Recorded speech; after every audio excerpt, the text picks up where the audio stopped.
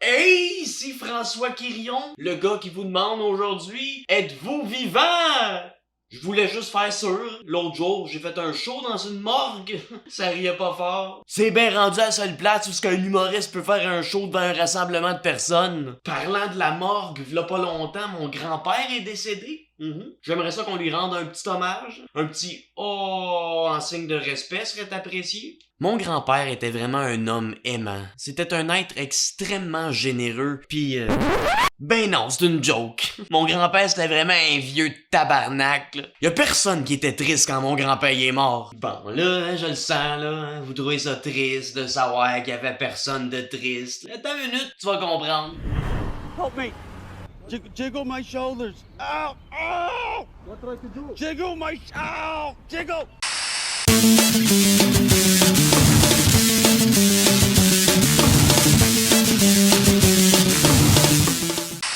Mon grand-père, c'était vraiment un vieux dégueulasse qui aimait l'humour de mauvais goût. Ah ouais. Je m'en rappelle, un moment donné, il venait me voir me conter ses jokes. Pis là, il me disait « Hey François, tantôt j'ai vu une belle madame sur la rue. T'as la voir? » J'ai dit « Hey madame, vous avez donc bien des belles jambes. À quelle heure qu'il rouvre? » Et moi, je disais « Toi, grand-père, t'as donc ben une grande gueule. À quelle heure qu'elle ferme? » Après ça, il continue. Il me dit « Hey François, tu sais quoi la plus belle caresse qu'un gendre peut faire à sa belle-mère, hein? Caresse chez eux! » Après ça, moi, j'y ai répondu « Hey grand-père, c'est quoi le plus beau cadeau qu'un grand-père peut faire à son petit-fils, hein? Cadeau ça, grand-père est parti comme un petit oiseau! » Ben non, là, mourir, c'est pas le plus beau cadeau qu'il m'a fait dans sa vie. Là. M'en rappelle un moment donné à Noël, il m'a déjà donné 5 piastres. Hey! J'ai entendu dire que mon grand-père était tellement un ivrogne égocentrique fini que quand mon père et mon oncle étaient petits, ma grand-mère devait leur acheter des cadeaux de Noël en cachette parce que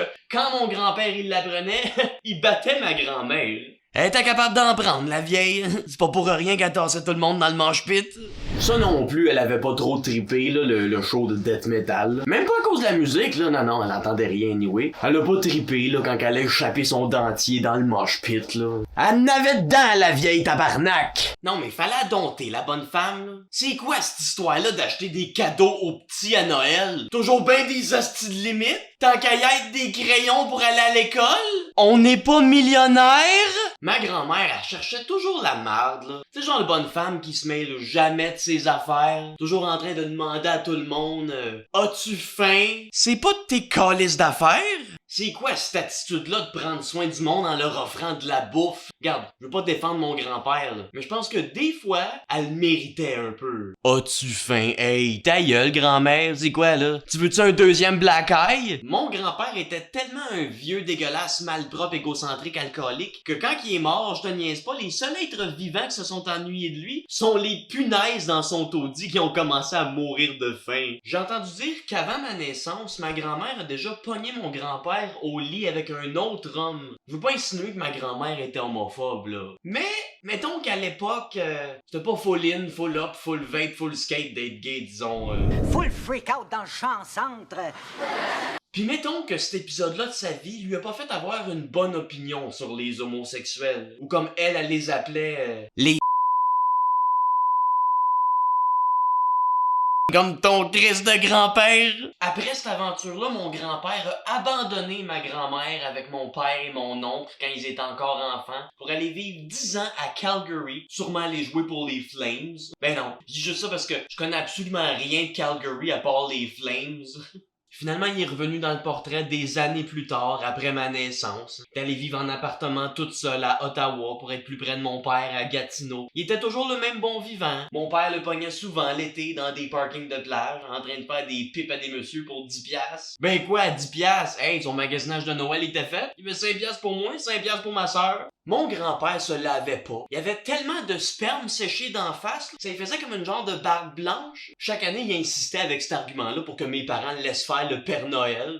Pour que mes parents le laissent faire le Père Noël, premièrement, il aurait fallu qu'il se lave. Puis deuxièmement, il aurait fallu que pour quand ma sœur et moi on s'assoit sur ses genoux, qu'il trouve un moyen de taper sa graine pour pas qu'on sente son érection. J'ai déjà entendu mon grand-père se plaindre, ok, parce qu'il avait invité une itinérante à prendre sa douche chez lui et qu'elle avait refusé de coucher avec lui. Elle a dit à mon grand-père qu'elle était zoophile et qu'elle ne couchait seulement qu'avec des chiens. Une crise de bonne date Tinder?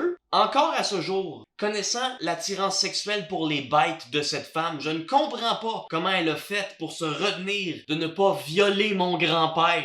Hey, t'aimes les chiens, c'était tout un spécimen ça là. Finalement, v'là pas si longtemps que ça, les policiers sont venus cogner chez mon père. Il y a eu des plaintes des voisins à mon grand-père, ça sent le calice dans le corridor de son bloc, pis y a personne qui répond à la porte chez eux. Fait que mon père est allé, les policiers y ont défoncé pour rentrer. Le rêve à mon grand-père est enfin exaucé. Il avait toujours voulu se faire défoncer par un homme en uniforme. Pis dans l'appart à mon grand-père, ça sentait fort. Pis pas comme d'habitude, là. Pire. Parce que chez mon grand-père, on s'entend, ça a toujours senti un mélange de vieux Christ, de plottes d'itinérante pis d'haleine de chien. Mon père a trouvé mon grand-père dans son appartement, mort, tout nu, couvert de sa propre marde. Il avait l'air de Gigi Allen, mais vieux.